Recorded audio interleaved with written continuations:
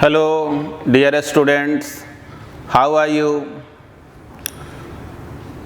आप लोग जो भी इस लेक्चर के पहले सारे लेक्चर को देखे हुए हैं, उन लोगों से भी एक अनुरोध है कि अब जो आपको न्यू लेक्चर जो दिया जा रहा है लेक्चर 1 से, एक्चुअली आप लोगों को मैसेज में भी ये बताए थे कि हम लोग वीडियो जो पहले बना रहे थे स्टार्ट में, एक तो क्वालिटी भी बेटर नहीं था और फिर हम लोग ये सोच रहे थे कि ये एक शॉर्ट टाइम के लिए है ना, कि फिर हम लोग क्लास में तो तुरंत मिलने वाले हैं, लेकिन शायद ये बहुत लंबा टाइम हो जाए। तो इसलिए क्या करना है ना कि आप लोग लेक्चर 1 को जो कल पिछले क्लास में डाला गया है, लेक्चर 1 12th को जो रिवाइज न्यूली एडेड जो भी है, आप उसको श्योर देखेंगे। और नहीं हो तो तुम ऐसे करना, उसका स्पीड को बढ़ा लेना और तब देखना, क्योंकि देखो सारे कंटेंट जो है ना उसको पूरे मतलब जो एक्सपेंडेड फॉर्म होना चाहिए उसमें दिया जा रहा है। जैसे हम लोग एनसीईआरटी सिलेबस को 100% फॉलो कर रहे हैं। और एक बात जाना, बहुत से बिहार बोर्ड का स्टूडेंट बोलता है कि सर बिहार बोर्ड के लिए क्या सिलेबस है? सिलेबस सेम ही है, पैटर्न भी दोनों का सेम है। बिहार बोर्ड का सिलेबस एनसीईआरटी सिलेबस सिमिलर है। इसलिए क्या करना कि तुम जो है लेक्चर 1 से फिर से देखना, जो भी लेक्चर डालेंगे ना उसको इसलिए देखना कि उसमें तुम्हारा एडिशनल जो है कुछ मटेरियल्स मिलेगा। तो चलो आज जो है हम तुमको सिखा रहे हैं इलेक्ट्रोस्टैटिक इंडक्शन। देखो इंडक्शन वर्ड तो तुम सुना था पहले भी, जब मेथड्स ऑफ चार्जिंग पढ़ रहा था। नहीं, ये कोई भी जो है ऑब्जेक्ट को चार्ज करने के लिए 3 मेथड होता है। कौन कौन? By friction, bye conduction and by induction. लेकिन अब इंडक्शन को हम लोग डिटेल में पढ़ेंगे। उस समय बहुत सा बात तुम समझ नहीं पाया था, अब वो सब बात तुम समझोगे। देखो पहले तो ये जानना कि अगर कोई कंडक्टर हो, ठीक ना, कोई भी रेगुलर शेप का हो, इरेगुलर शेप का हो, कोई कंडक्टर को अगर मान लो ये न्यूट्रल है, कंडक्टर जो है न्यूट्रल है, इस पे कोई टोटल चार्ज 0 है, यानी जितना संख्या में प्रोटॉन है उतना सा। इसके नज़दीक में तुम एक पॉजिटिवली चार्ज पार्टिकल को रखती हो, है ना, पॉजिटिवली चार्ज पार्टिकल को रखती हो, तो क्या देखोगे कि इस कंडक्टर के इस साइड में निगेटिव चार्ज एक्युमुलेट हो गया, इकट्ठा हो गया, और इस साइड में पॉजिटिव चार्ज एक्युमुलेट हो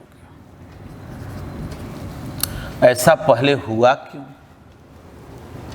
तो बोलेंगे क्या कि कोई भी जो कंडक्टर होता है उसमें लार्ज नंबर में फ्री इलेक्ट्रॉन्स होता है, ठीक ना। देखो मटेरियल जो है ना मेनली 3 टाइप का होता है, कंडक्टर, सेमी कंडक्टर और इंसुलेटर, जिसको बैड कंडक्टर बोलते हैं। तो सेमी कंडक्टर तो एक टॉपिक ही है जो मॉडर्न फिजिक्स में पढ़ोगे, इलेक्ट्रॉनिक डिवाइसेज जो टॉपिक है उसी में इंसुलेटर वगैरह भी पढ़ेंगे। लेकिन फिलहाल ये जानना कि कंडक्टर हम लोग उसको बोलते हैं जिसमें लार्ज नंबर में फ्री इलेक्ट्रॉन्स होता है, यानी इलेक्ट्रॉन जो है ना इसके इन साइड में रैंडमली मूव करने के लिए बहुत सारा इलेक्ट्रॉन फ्री रहता है। तो देखो होता क्या है कि जब यहाँ पे एक पॉजिटिवली चार्ज पार्टिकल को तुम रखे प्लस क्यू चार्ज को, तब इसमें जो फ्री इलेक्ट्रॉन्स है, ये प्लस क्यू चार्ज उस इलेक्ट्रॉन को क्या करता है? अट्रैक्ट करता है। तो निगेटिव चार्ज जो है ना इधर एक्युमुलेट हो गया इस साइड में। तो जाहिर है अगर इधर का इलेक्ट्रॉन शिफ्ट करके इधर आ गया है तो इधर का पोर्शन कैसा हो जाएगा? Positively charge. तो ये जो चार्ज यहाँ अपीयर हुआ है, इंड्यूस्ड हुआ है, ठीक ना, इसका नाम भी हम लोग क्या देते हैं? Induced charges. ठीक ना, ये इंड्यूस चार्जेज, और इसको हम लोग बोलते हैं इंड्यूसिंग चार्ज। मतलब इसी के कारण जो है ये चार्ज इंड्यूस्ड हुआ। ठीक है, समझना। तो बोलेंगे क्या कि इलेक्ट्रोस्टैटिक इंडक्शन है क्या, इसको डिफाइन कैसे करें? तो बहुत सिंपल है। तुम बोलोगे कि कोई भी कंडक्टर को जब इलेक्ट्रिक फील्ड में रखोगे तो कहोगे इलेक्ट्रिक फील्ड में बोल रहे हैं, तो हाँ भाई ये जो प्लस क्यू चार्ज है इसके कारण लाइंस ऑफ फोर्स ओरिजिनेट होगा कि नहीं? मतलब लाइंस ऑफ फोर्स ओरिजिनेट होगा ना, तो यानी इलेक्ट्रिक फील्ड तो यहाँ क्रिएट होगा ना। तो बोलेंगे क्या, कोई भी कंडक्टर को अगर इलेक्ट्रिक फील्ड में रखोगे तो इलेक्ट्रिक फोर्स के कारण निगेटिव चार्ज जो है वो एक साइड एक्युमुलेट हो जाता है, अब positive charge opposite side accumulate हो जाता है। अब ये जो चार्ज एक्युमुलेट हुआ उसको क्या बोलते हैं? Induce charge. And this phenomenon is called electrostatic induction. ठीक ना, बोलेंगे क्या, when a conductor is placed in electric field, then due to electric force negative charges are accumulated at one side and positive charges are accumulated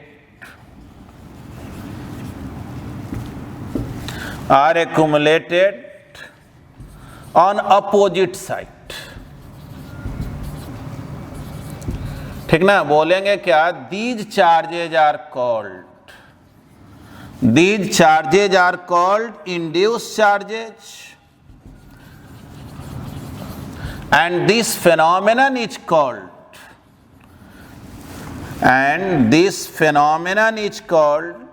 electrostatic induction. समझ गया? देखो ये हम तुमको इसलिए लिख दे रहे हैं कि अगर तुम नोट्स लेक्चर देख करके बना रहे हो तो तुम स्क्रीनशॉट लोगे तो आसानी से तुम्हारा लेक्चर बन जाएगा। ठीक है, चलो एक बार फिर से एक्सप्लेन कर दे रहे हैं। कोई पूछे इलेक्ट्रोस्टैटिक इंडक्शन क्या है, तो बोलेंगे when a conductor is placed in electric field then due to electric force negative charges are accumulated on one of the side and positive charges on opposite side. This charges are called induced charges and this phenomenon is called electrostatic induction. एक काम करो, इसका एक screenshot ले लो। अब देखो एक बात और समझो, अगर तुमसे कोई पूछे कि अच्छा ये जो इंड्यूस चार्ज है क्यू डैश और ये जो इंड्यूसिंग चार्ज दोनों में बड़ा कौन है, तो देखो कैसे समझेंगे। सोचो, इससे जो लाइंस ऑफ फोर्स ओरिजिनेट हो रहा है, क्या सारा के सारा लाइंस ऑफ फोर्स इस कंडक्टर पे इंसिडेंट हो रहा है क्या? तो नहीं, कुछ लाइंस ऑफ फोर्स तो इधर भी चला जा रहा है, कुछ इधर क्रॉस करके चला जाएगा। तो जब चार्ज बॉडी का निकला हुआ टोटल लाइंस ऑफ फोर्स अगर मेटल सरफेस पे इंसिडेंट ना हो तो याद रखना उस केस में इंड्यूसिंग चार्ज जो है वो बड़ा होता है इंड्यूस चार्ज से। यानी ये जो प्लस क्यू है, कैपिटल क्यू जो है इंड्यूसिंग चार्ज, इंड्यूस चार्ज का जो मैग्नीट्यूड है उससे ज़्यादा। अब कोई कहे क्या इक्वल भी हो सकता है, बोलेंगे हाँ इक्वल भी हो सकता है, लेकिन खैर वो बात वो सब पे भी आते हैं। पहले ध्यान सुनना, एक बात और याद करो, हम लोग पढ़े थे कि मेटल के इनसाइड में इलेक्ट्रिक फील्ड जीरो होता है। तो आखिर इलेक्ट्रिक फील्ड जीरो क्यों होता है, तो समझना बात को। जैसे यहां पे तुम कोई प्लस चार्ज को रखे, तो देखो तो ये जो प्लस क्यू चार्ज है वो इसको इधर रिपेल करेगा, यानी ये जो इंड्यूसिंग चार्ज है इस पॉइंट पर अपना इलेक्ट्रिक फील्ड इधर प्रोड्यूस करेगा क्या? बोलो, ठीक ना। 1 मिनट के लिए मानो एक कंडक्टर नहीं है, हटाओ, इसका बात अभी नहीं करते हैं। समझो यहां पर एक प्लस चार्ज रखे, तो ये जो चार्ज है इधर उसको फोर्स लगाएगा ना, यानी ये जो E1 है, E1 हो गया इलेक्ट्रिक फील्ड, मान लो इस पॉइंट को P बोल रहे हैं, at P due to inducing charge plus Q। अब थोड़ा समझना बढ़िया से, तो सोचो जब तुम यहां पे कंडक्टर को रख दिए हो, तो कंडक्टर जैसे ही रखा तो इधर माइनस हो गया, इधर प्लस हो गया, है तो ये कंडक्टर न्यूट्रल के न्यूट्रल ही, टोटल चार्ज अभी भी क्या है? 0। लेकिन जैसे ही तुम कंडक्टर को रखे, माइनस इधर हो गया, प्लस इधर हो गया। अब थोड़ा सोचना, अब अगर तुमसे कोई पूछे कि इस P पॉइंट पर ये जो इंड्यूस चार्ज है उसके कारण इलेक्ट्रिक फील्ड किधर होगा, तो सोचो क्या मेथड सिखाएं। कहीं भी इलेक्ट्रिक फील्ड इंटेंसिटी का डायरेक्शन देखना हो तो क्या करना, वहां एक पॉजिटिव चार्ज रखना, रख दिया प्लस चार्ज। अब देखो ये जो पॉजिटिव चार्ज है वो इधर रिपेल करेगा क्या? ये जो निगेटिव चार्ज है वो इधर अट्रैक्ट करेगा क्या? है ना। मतलब कि ये पॉजिटिव इंड्यूस चार्ज हो या निगेटिव इंड्यूस चार्ज हो, दोनों इधर फोर्स लगा रहा है, यानी दोनों मिल करके अपना इलेक्ट्रिक फील्ड इंटेंसिटी इधर देगा। यानी कि E2 क्या है जी, तो बोलेंगे electric field due to induce charges, ठीक ना। इलेक्ट्रिक फील्ड एट P बोल दे रहे हैं, due to induce charges,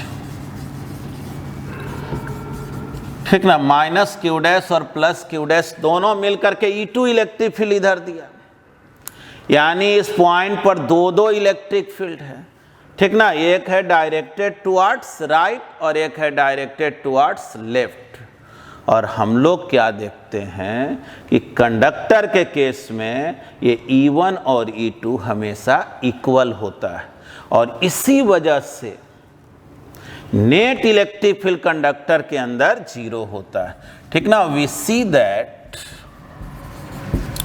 magnitude of E1 is equal to magnitude of E2. Hence, net electric field inside the conductor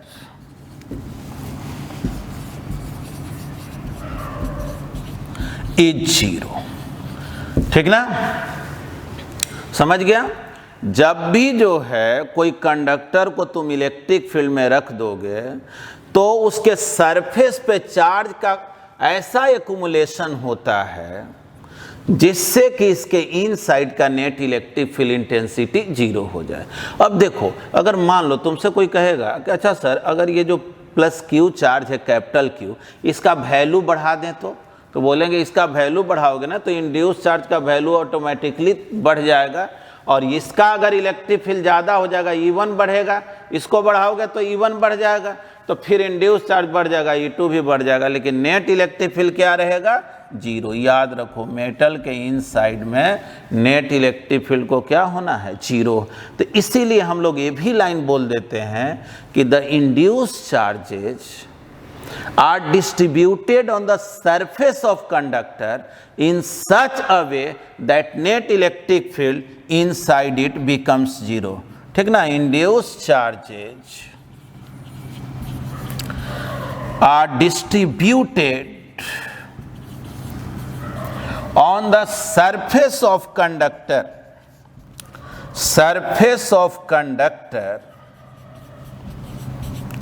in such a way that net electric field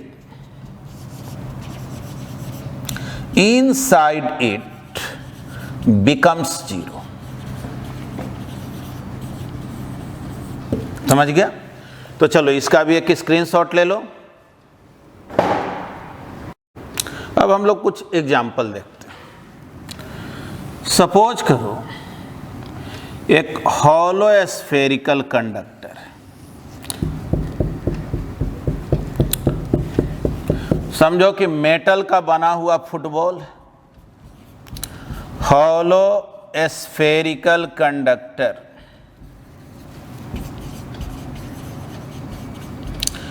तुम क्या किए, इसके centre पे plus Q charge को रख दिया। सोचो sphere के अंदर है ना मेटल का फुटबॉल, समझो उसके अंदर प्लस क्यू चार्ज। तो सोचो तो इससे lines of force all direction में ओरिजिनेट होगा ना, lines of force all direction में ओरिजिनेट हो। और एक बात ये भी तय है ना कि इससे जितना भी लाइंस ऑफ फोर्स निकलेगा सब इस कंडक्टर पे स्ट्राइक करेगा कि नहीं, क्योंकि कोई डायरेक्ट बाहर निकलने का तो व्यवस्था है नहीं, वो चारों तरफ से तो पैक है। तो उस केस में अब अंदर वाले सरफेस पर निगेटिव चार्ज इंड्यूस होगा, बाहर वाले सरफेस पर पॉजिटिव चार्ज इंड्यूस होगा।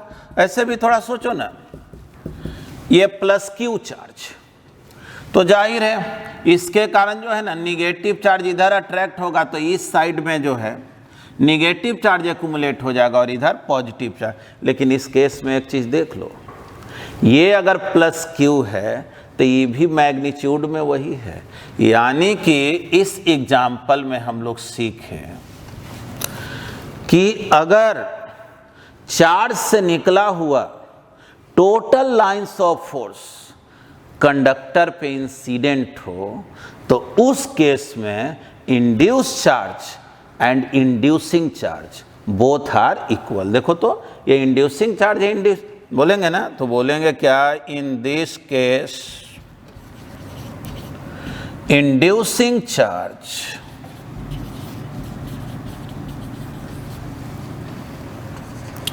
And induced charge are equal in magnitude. ठीक ना?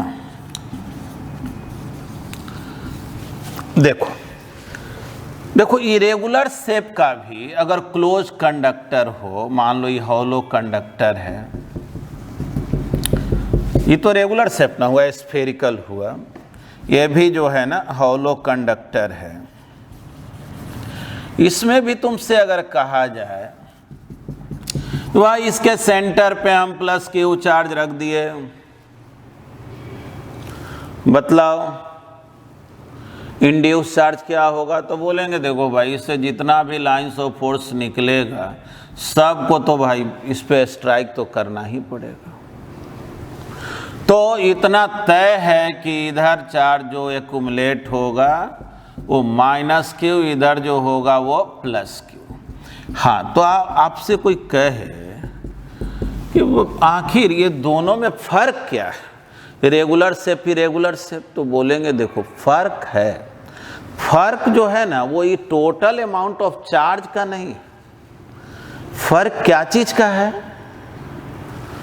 तो जो चार्ज डिस्ट्रीब्यूट है ना सरफेस पर उसका है।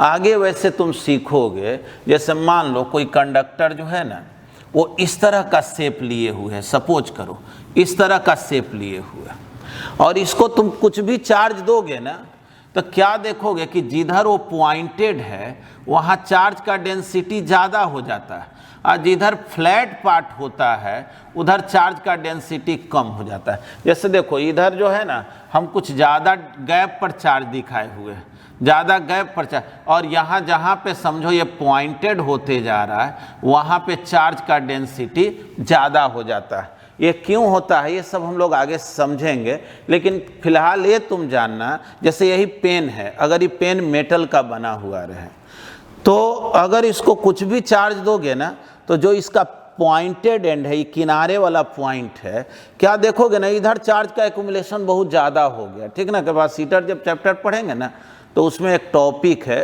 Corona discharge. अब कोरोना जो चला हुआ वो मत समझ लेना, वो एक नया टॉपिक है, तो उसमें तुम लोग जानोगे चार्ज डेंसिटी के बारे में। लेकिन फिलहाल ये जानना कि चाहे रेगुलर शेप हो इरेगुलर शेप हो, अगर हॉलो कंडक्टर है अंदर में प्लस क्यू चार्ज रखोगे तो यहाँ माइनस क्यू यहाँ प्लस क्यू। उल्टा भी बोल सकते हो, अगर यहीं माइनस क्यू होता तो ये प्लस क्यू ये माइनस क्यू, है ना। अब देखो ये तो जो भी हम बात किए वो कंडक्टर के लिए बात किए, लेकिन जो मटेरियल कंडक्टर नहीं होता, ठीक ना। मान लो 1 मिनट के लिए तुमसे कहा गया कि ये क्लोज तो है, चारों तरफ से बंद तो सरफेस है, लेकिन ये कंडक्टिंग मटेरियल नहीं। सपोज करो ग्लास से इसको चारों तरफ से तुम पैक कर दिए हो, है ना, लेड से जो है ना एक क्लोज सरफेस बना लिया, माइका सीट का एक क्लोज सरफेस बना लिया जो कंडक्टर नहीं, और इसको हम लोग डाइलेक्ट्रिक मटेरियल भी बोलते हैं। आगे तुमको कैपेसिटर चैप्टर में जो है ना डाइलेक्ट्रिक मटेरियल पढ़ना। तो अब देखना ध्यान से, तुम अगर इसके सेंटर पे प्लस क्यू चार्ज को रख दिए या सेंटर कहीं भी रख दिए, इसके इन साइड में कहीं भी रखोगे तो एक बात तो स्पष्ट है ना कि भाई लाइंस ऑफ फोर्स जो है जितना भी निकलेगा सब इस सरफेस पे तो स्ट्राइक करेगा ना। तो अगर ये कंडक्टर नहीं है तब बात समझना, तब ये कहना बिल्कुल गलत हो जाएगा कि यहाँ प्लस क्यू तो यहाँ माइनस क्यू, यहाँ प्लस क्यू। अब यहाँ हाँ यहाँ माइनस जरूर होगा लेकिन इसके इक्वल होगा ये नहीं बोल सकते हैं। अब चलो इसको हम माइनस क्यू डैश बोल दे रहे हैं, ये प्लस क्यू डैश, यानी आउटसाइड में पॉजिटिव चार्ज होगा, इसमें कोई दो राय नहीं है, पॉजिटिव चार्ज तो होगा ही। इनसाइड के सरफेस पर निगेटिव चार्ज एक्युमुलेट होगा। यही डाइलेक्ट्रिक मटेरियल को जब इलेक्ट्रिक फील्ड में रखा जाता है ना तो उस इफेक्ट को पोलराइजेशन इफेक्ट कहा जाता है, जो आगे के चैप्टर में पढ़ेंगे। देखो कभी कभी क्या होता है ना कि कुछ वर्ड जो बाद में यूज में आने वाला उसको पहले ही तुम यूज कर लोगे तो बहुत टफ लगने लगता है, और उसको उस जगह पे डिस्कस करने से स्टूडेंट में कन्फ्यूजन भी बढ़ जाता है। इसलिए जो जहाँ पे पढ़ना है वहाँ पढ़ाया जाए तो ज़्यादा बेहतर। अब जैसे नर्सरी के बच्चा को तुम क्वाड्रेटिक इक्वेशन सिखाने लगोगे तो वो बहुत कंफ्यूज हो जाएगा ना, वो पढ़ाई भी छोड़ देगा। तो इसीलिए तुमको जो जहाँ जगह है वहाँ बतलाएंगे। तो देखो ये नोट में हम लिख दिए हैं, मतलब कि ये स्पेशल केस तुमको बता रहे हैं। अब ये मटेरियल जो है अगर मेटल नहीं है, इसके अलावे कोई दूसरा मटेरियल है और उसका मान लो एप्सिलॉन आर जो है वो है रिलेटिव परमिटिविटी, ठीक ना। एप्सिलॉन आर क्या है? Relative permittivity. अब तुमसे कहा जाए कि इंड्यूस चार्ज क्या होगा, क्यू डैश का वैल्यू कितना होगा, तो ये तत्काल फॉर्मूला जानना, क्यू डैश होता है क्यू 1 - 1 बाय एप्सिलॉन आर, ठीक ना। इस एप्सिलॉन आर को क्या बोलते हैं? Relative permittivity of this material, या इसी को डाइलेक्ट्रिक कांस्टेंट बोला जाता है। तो ये फॉर्मूला हो गया इंड्यूस चार्ज को निकालने के लिए। जब कोई डाइलेक्ट्रिक मटेरियल के इन साइड में कोई चार्ज को रखोगे तो इंड्यूस चार्ज कितना होगा। अब इसी में थोड़ा सा एक्सप्लेन कर लो। अगर ये मेटल होता तो तुम मेटल के लिए जानते हो ना एप्सिलॉन आर इनफिनिटी होता है ना, तो समथिंग बाय इनफिनिटी 0 हो गया तो बतलाओ क्यू डैश क्यू के इक्वल हो गया। तो जैसे ये मेटल है, कंडक्टर है तो मेटल है, तो देखो तो इसमें यहाँ जो है क्यू और क्यू डैश इक्वल है कि नहीं मैग्नीट्यूड, ये minus Q plus Q same value लिखे हुए हैं।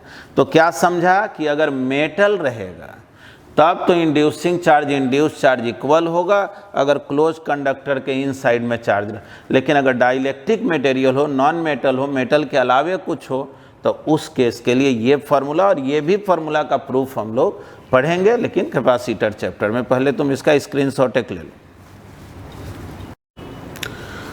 अब देखो एक एग्जाम्पल है कि मान लो एक क्यूब है, मेटल क्यूब है, सॉलिड मेटल क्यूब है,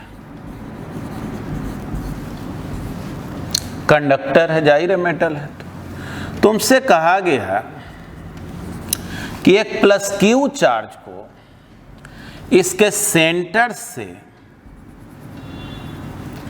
r डिस्टेंस पे रख दिया गया। तो ठीक है, अब थोड़ा सोचो, अगर ये प्लस क्यू चार्ज है तो इंडक्शन होगा कि नहीं? तो बिल्कुल होगा। ये कंडक्टर है तो इधर भी जो है कुछ चार्ज एक्युमुलेट होगा। ये प्लस क्यू है तो इधर कैसा चार्ज एक्युमुलेट होगा? माइनस। इधर कैसा चार्ज एक्युमुलेट होगा? तो प्लस। देखो अब तुमसे कोई कह दे कि क्या यहाँ प्लस क्यू है तो यहाँ माइनस क्यू होगा, तो बोलेंगे बिल्कुल नहीं, ये कोई क्लोज कंडक्टर के अंदर थोड़े ना रखा हुआ है। तो बोलेंगे यहाँ कितना चार्ज होगा? Minus q dash. यहाँ कितना चार्ज हो गया? Plus q dash. और कौन बड़ा होगा? क्यू बड़ा होगा कि क्यू डैश बड़ा होगा? तो बोलेंगे क्यू बड़ा होगा, क्योंकि इंड्यूसिंग चार्ज जो होता है वो इंड्यूस चार्ज से बड़ा हो सकता है, बराबर भी हो सकता है। इक्वल कब होता है? जैसे कोई क्लोज होलो कंडक्टर, उसके अंदर में तुम चार्ज को रख दिए, तो उस केस में induce charge inducing charge equal हो जाता है, जो कि अभी हम लोग एग्जाम्पल में देखे थे। खैर, यहाँ क्वेश्चन क्या है? तुमसे कोई कहा कि find electric field at the centre of cube due to induce charges. देखना ध्यान से। देखो बहुत बार क्या होता है ना कि हम लोगों को बढ़िया से क्वेश्चन पढ़ने का ही आदत नहीं होता है। जैसे ही पढ़े क्या, फाइंड इलेक्ट्रिक फील्ड, हाँ पढ़ाए तो थे, मेटल के अंदर इलेक्ट्रिक फील्ड 0 होता।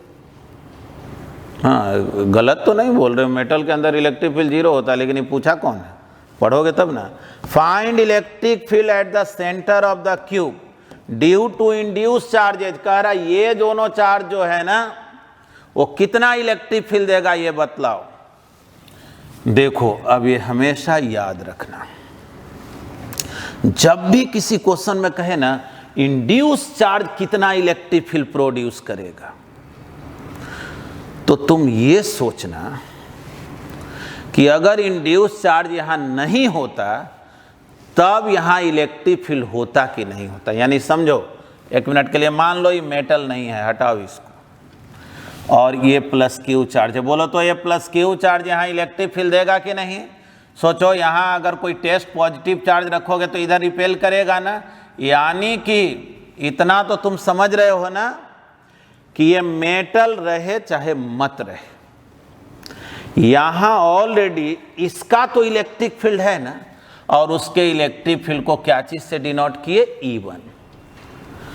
और ये जो इंड्यूस चार्ज है, सोचो अगर यहां एक पॉजिटिव चार्ज रखोगे तो प्लस चार्ज इधर रिपेल करेगा, माइनस इधर, तो बोलो नेट इलेक्ट्रिक फील्ड इधर होगा क्या? है ना? थोड़ा समझना, नेट इलेक्ट्रिक फील्ड इधर हो गया। अब तुमसे कहा जा रहा है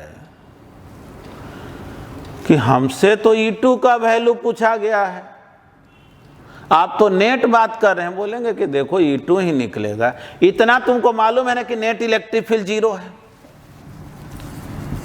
as net electric field is 0, और नेट 0 है यानी E2 किसके इक्वल है? E1 के। तो देखो यहां पे बोलेंगे E1 क्या है जी? तो electric field due to inducing charge, inducing charge plus q. और E2 क्या है बोलो? Electric field due to induce charges.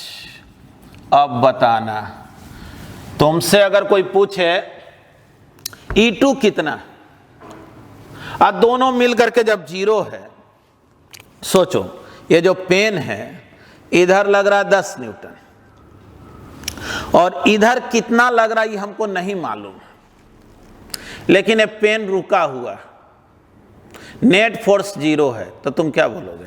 अगर ये मालूम है 10 न्यूटन तो गारंटी है ना ये भी मालूम है 10 न्यूटन। यानी कि अगर तुमको E2 निकालना है तो बोलोगे ना कि E2 जो है वो किसके इक्वल है?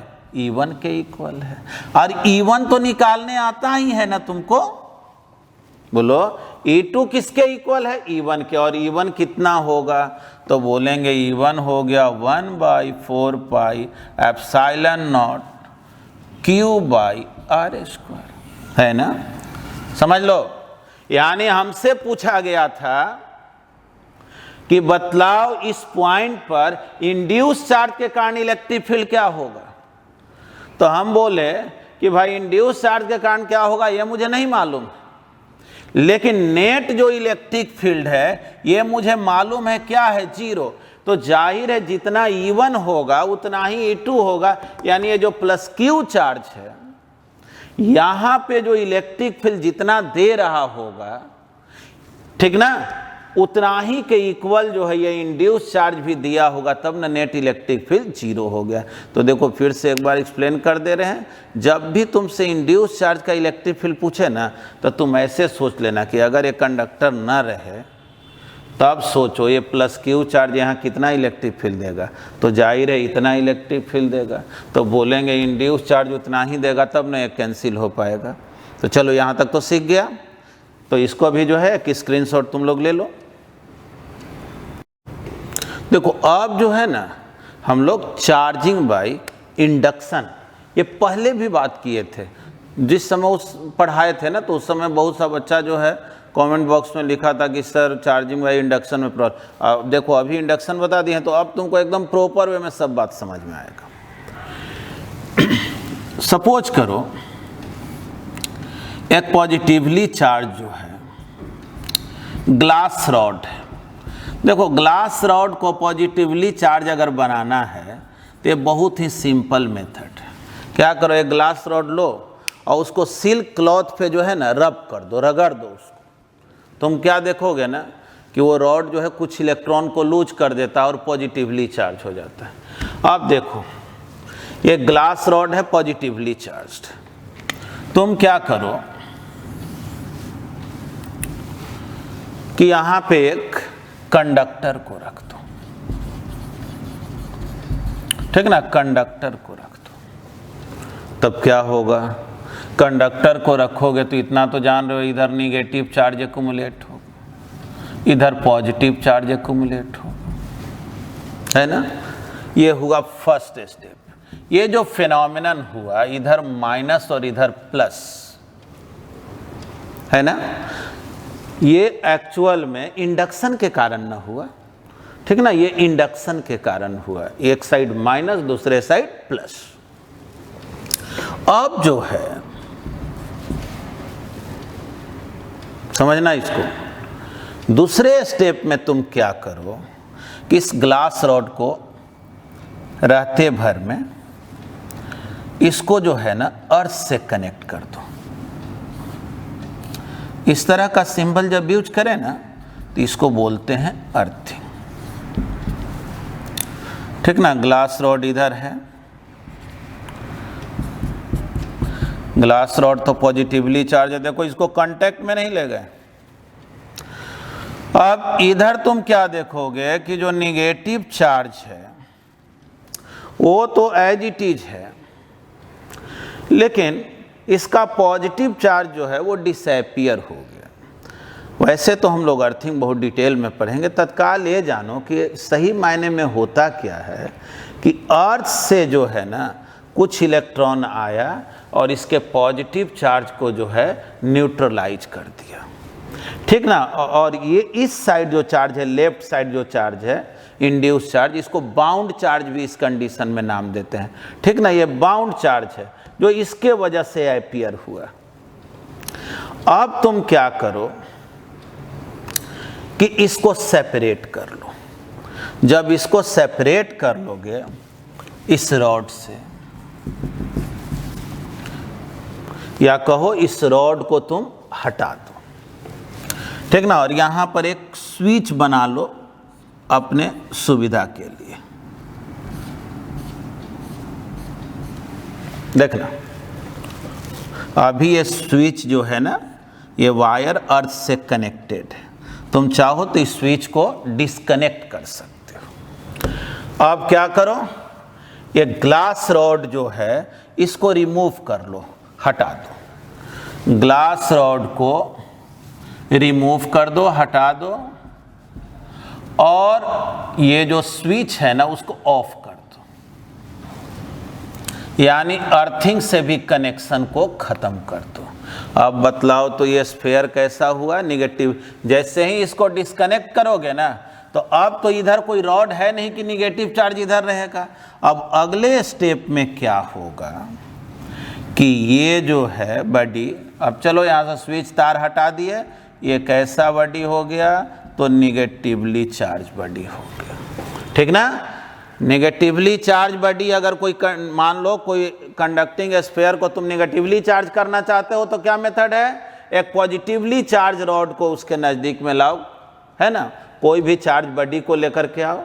अब क्या होगा कि इस साइड में माइनस, इस साइड में प्लस, फिर तुम अर्थिंग करो, ये प्लस जो है न्यूट्रलाइज हो जाता है, फिर जो है दोनों को सेपरेट कर लो। नहीं, अब यही काम तुमसे कोई कहता कि नहीं हमको पॉजिटिवली चार्ज स्फीयर चाहिए, तो बोलते कि एक काम करो, तुम ऐसा रॉड लो, जनरली उसमें एबोनाइट रॉड लेते हैं हम लोग, तो ऐसा रॉड लो जो निगेटिवली चार्ज।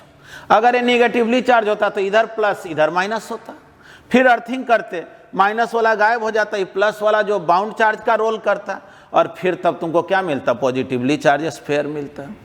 एक ये प्रोसेस है। ठीक ना, ये एक्चुअल में स्टेप बना हुआ है, पॉइंट अलग अलग नहीं है। ये स्टेप 1, स्टेप 2, स्टेप 3, स्टेप 4। समझ गया? तो एक तो फिगर इसका बना लो, जल्दी से इसका स्क्रीनशॉट ले लो। देखो नेक्स्ट एग्जांपल को लेते हैं। जैसे तुम क्या किए, दो मेटल स्फीयर को, मान लो ये इंसुलेटिंग स्टैंड पे रखा हुआ है, दो मेटल स्फीयर को जो है एक दूसरे के कांटेक्ट में रख दिया, और इधर जो है वही पॉजिटिवली चार्ज तुम ग्लास रॉड को रख दिया, ग्लास रॉड को रख दिया। ठीक ना, देखना तब क्या होगा, तो ये दोनों जो है स्फेरिकल कंडक्टर, ठीक ना, दोनों याद रखना कंडक्टिंग स्फीयर है, तो दोनों चूंकि कांटेक्ट में है, तो तुम क्या देखोगे कि चूंकि ये रॉड पॉजिटिवली चार्ज है, इसलिए इस साइड में निगेटिव चार्ज इंडक्शन के कारण एक्युमुलेट हुआ, इस साइड में पॉजिटिव चार्ज। ठीक ना, ये स्टेप 1। अब देखो इसमें ज़्यादा कुछ नहीं करना, अब बहुत ही सिंपल मेथड है। अब ये तुम दोनों को सेपरेट कर लो, है ना, स्टेप 2। बस दोनों को सेपरेट करोगे तो इसका माइनस चार्ज इस पर पूरे में डिस्ट्रीब्यूट हो जाएगा, और ये पॉजिटिवली चार्ज स्फीयर मिल गया। ठीक ना, बस दोनों को तुमको एक दूसरे से सेपरेट कर देना है। बतलाओ तो, एक निगेटिवली चार्ज स्फीयर मिल गया और दूसरा पॉजिटिवली चार्ज स्फीयर मिल गया। अब देखो एक क्वेश्चन है कि क्या एक चार्ज बॉडी किसी न्यूट्रल बॉडी को अट्रैक्ट कर सकता है?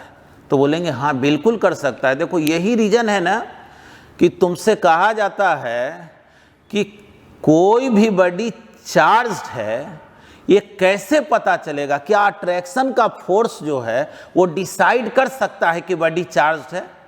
तो बोलेंगे कि नहीं। क्यों नहीं? तो ऐसा भी पॉसिबिलिटीज है कि चार्ज बॉडी किसी न्यूट्रल बॉडी को अट्रैक्ट कर ले। देखो यहां पे आगे जो सिखा रहे हैं, ये charge body can attract a neutral body. ठीक ना, ये सब तुम लोगों से शॉर्ट क्वेश्चन में पूछा जाता है। A charge body can attract a neutral body. चलो इसको एक्सप्लेन करना, ऐसे समझना।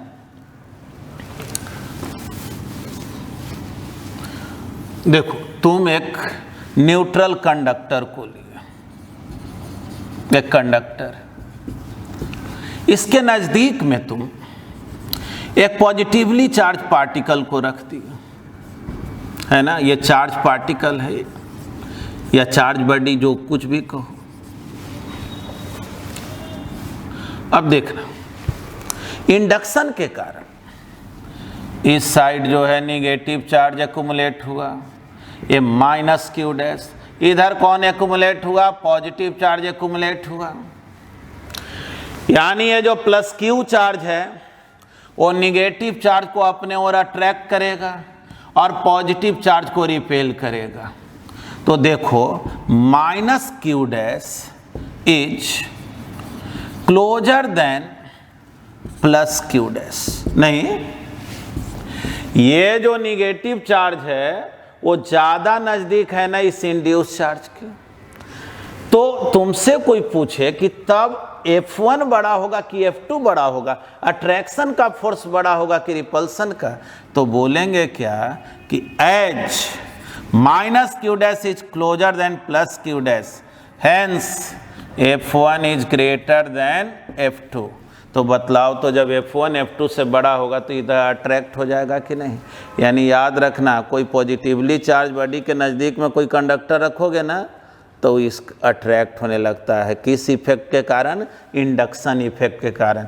यानी तुम बोल सकते हो ड्यू टू इलेक्ट्रोस्टैटिक इंडक्शन,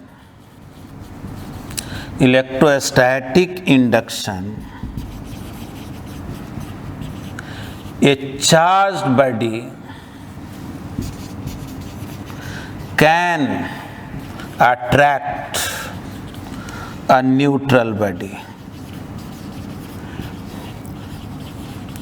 ठीक ना, इसी के हेल्प से एक बात बता रहे हूं, आगे तुमको एक्सप्लेन कर देंगे। देखो एक पॉजिटिवली चार्ज बॉडी जो है ना, दूसरे पॉजिटिवली चार्ज बॉडी को भी अट्रैक्ट कर सकता है। यहीं पे हम तुमको थोड़ा सा बात बता रहे हैं। इतना तो फिलहाल जान रहे हो ना, ये न्यूट्रल है ना, इस minus q dash plus q dash, इसका टोटल चार्ज कितना है? 0। इसलिए टोटल चार्ज 0 है तो ये न्यूट्रल बॉडी है, लेकिन ये चार्ज बॉडी है। तुम देखा ना, चार्ज बॉडी न्यूट्रल बॉडी को क्या किया? अट्रैक्ट किया। लेकिन अगर ये न्यूट्रल नहीं होता, इसके पास भी मान लो स्मॉल अमाउंट में कोई कुछ पॉजिटिव चार्ज होता पहले से, तब दोनों इफेक्ट ना होता। इंडक्शन के कारण ये अट्रैक्ट करता है, और अगर ये पॉजिटिवली चार्ज होता तो रिपेल भी करता है। अगर बाय द वे इंडक्शन के कारण जो अट्रैक्शन है वो नॉर्मल केसेज में नहीं होता है। देखो हम स्पेशल एक बात बता रहे हैं कि ऐसा भी हो सकता है कि कोई एक पॉजिटिवली चार्ज बॉडी दूसरे पॉजिटिवली चार्ज बॉडी को अट्रैक्ट भी कर ले, लेकिन वो केवल तब पॉसिबल हो पाता है जब इंडक्शन का जो अट्रैक्शन का फोर्स है इतना ज़्यादा हो जाए रिपल्सन के फोर्स से कि जिससे कि बॉडी इसको अट्रैक्ट कर सके। क्या समझ पाया? देखो जैसे इंडक्शन के कारण तुम इतना तो अभी देखा कि इधर अट्रैक्शन का फोर्स लगेगा, अब इस पर तुम कुछ स्मॉल अमाउंट का पॉजिटिव चार्ज रख दो तो उस पर रिपल्सन का भी फोर्स लगेगा। तो अट्रैक्शन वाला फोर्स अगर ज़्यादा हो गया तो उस केस में ऐसा पॉसिबल है। लेकिन फिलहाल ये तो जानो कि ये चार्ज बॉडी न्यूट्रल बॉडी को अट्रैक्ट कर सकता है। तो देखो अब फिर से तुम लोगों को बता रहे हैं कि हम लोगों का जो थियोरेटिकल कंटेंट था ना चैप्टर 1 में, जिसको इलेक्ट्रोस्टैटिक्स बोलते हैं, थियोरेटिकल कंटेंट हम लोग पढ़ लिए, प्रॉब्लम्स पे अभी नहीं आए हैं। हाँ एक बात ज़रूर बता रहे हैं कि देखो इतना हम लोग जो कुछ भी काम कर रहे हैं वो इसलिए कर रहे हैं कि तुम्हारा कुछ बेटर हो, तुम्हारे भलाई के लिए सब किया जा रहा है। तो एक काम जरूर करना कि जो न्यू लेक्चर ऐड किया जाएगा ना, उसको इग्नोर मत करना, वो बहुत ही इम्पोर्टेंट है। तब तो मैं स्टार्ट कर रहा हूँ, क्योंकि ऐसे तो हम जान रहे थे कि अरे 8 दिन 10 दिन के बाद हम लोग फिर मिल जाएंगे, अब पता नहीं कब हो क्या हो। इसलिए तुम्हारे पढ़ाई में किसी तरह का दिक्कत ना हो। तो जैसे तुमको याद होगा शुरू में हम पढ़ाए थे तो जो गोल्ड लीफ इलेक्ट्रोस्कोप ये सब का चर्चा बहुत नहीं किए थे, तो वो सब भी जो है ना एडिशनली बताया जाएगा, क्योंकि तुम्हारा एनसीईआरटी बुक जिस तरह से है उसके अकॉर्डिंग। और साथ में हम लोग टोटल जैसे प्रॉब्लम क्लास में बनाते थे वैसे प्रॉब्लम ही बनाएंगे। तो तुम लोगों का देखो, अभी ये इस क्लास के बाद कुछ दिन जो है हम तुमको टाइम दे रहे हैं कि तुम क्या करो ना, पीछे से जितना भी बात सिखाया गया, क्योंकि ढेर सारे लेक्चर हो गए हैं और तुम में से कुछ लोग लेट से भी जुड़े हैं, तो तुम लोगों को जो है ना कुछ दिन हम गैप करेंगे, जिसमें तुम उस सारे चीज़ को एक बार रिवाइज कर लो, अच्छे से पढ़ लो, जिससे कि हम लोग जब न्यूमेरिकल्स पे आए ना तो तुमको दिक्कत ना हो। ठीक ना, एक शॉर्ट नोट्स भी बना लेना और एक तो डिटेल में जैसे हम लिखवा रहे हैं, और इस तरह से हम पढ़ा भी रहे हैं कि तुम बोर्ड से भी नोट बनाओगे, स्क्रीनशॉट से भी, तो एक कंप्लीट नोट बनेगा। और लाइव क्लासेज वगैरह के लिए तुम लोगों को इन्फॉर्मेशन स्पेशली देंगे। ठीक है, धन्यवाद।